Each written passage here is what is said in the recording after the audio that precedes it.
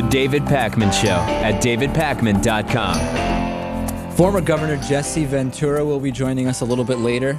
His new book, 63 Documents the Government Doesn't Want You to Read. I've actually read this one, Lewis, which is a new thing for me. I figure it's a new beginning. I will now start reading the books of the guests we interview. I don't know. It's a good idea. You Yeah, should do that more often. Remember Climategate, Lewis? Probably about a year and a half ago, could be even longer at this point. There was the accusation made by a lot of those who don't believe that there is a climate change issue or the anti-global warming crowd, that is. Not the cloud, the crowd. Not the cloud.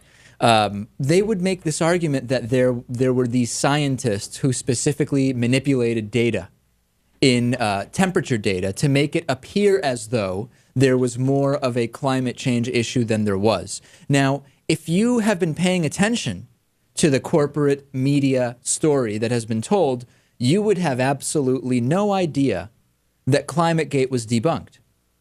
No idea. However, it was. Yet, we are still hearing, Lewis, when right-wing media and talking points and pundits talk about climate change, they still refer to, hey, what about Climategate? Remember? That proves that climate change is in some way not a real concern. Why would they think that? Well, because nobody has been reporting on the fact that it has been completely debunked. No real surprise, right? It's not really an exciting story. All this time, people are ambushing Al Gore, saying, what do you think about Climategate? It's kind of a boring story to come out and say, yeah, all those ambushes, all of the debates where we had someone from the right just basically saying Climategate, Climategate, Climategate. Yeah, it's been debunked. Not a fun story. No, it's a boring story, but I mean, what are we talking about? Responsibility in media? Yeah, there's none, obviously. What else is new? Lewis is the only responsible media producer that is left at this point, ladies and gentlemen. I'm not making that claim, but I'm flattered, Dave. Thank you. So the official inquiries, I'll just tell you the story. You know, we alluded to the fact that it had been debunked, but we didn't do as good a job of it as we should have either. So there were a number of inquiries into the conduct of these scientists that a lot of people alleged were falsifying data. Conservatives loved referencing it. And all of the months of research into this, all of the months of accusations from the right-wing media, none of it undermined global warming science, okay? And it just was not interesting to the mainstream corporate media. Not a word of it on Fox News, okay? The initial claim was scientists fudged the numbers, they hid temperature declines because, hey, if they publish numbers saying temperatures went down, obviously there's no climate change, even though even that at face value is absurd. Okay? Countless investigations into this. A UK investigation shows no evidence that CRU scientists had tampered with data. An independent panel, no evidence of any deliberate scientific malpractice. Penn State, no credible evidence that anyone engaged in or participated in any actions with an intent to suppress or falsify data. 29 prominent scientists in the U.S. emails, quote, had no impact whatsoever on our overall understanding that human activity is driving dangerous levels of global warming. The AAAS, emails should not cause policymakers and the public to become confused about the scientific basis of global climate change. Well, let me tell you, confusion is exactly the goal of those who refer to these emails, is it not, Lewis? Let's confuse and muddle as much as possible and make people think, well, if I believe that the scientists manipulated some data, then clearly we don't even need to think about climate change. Confusion is the goal. Maybe.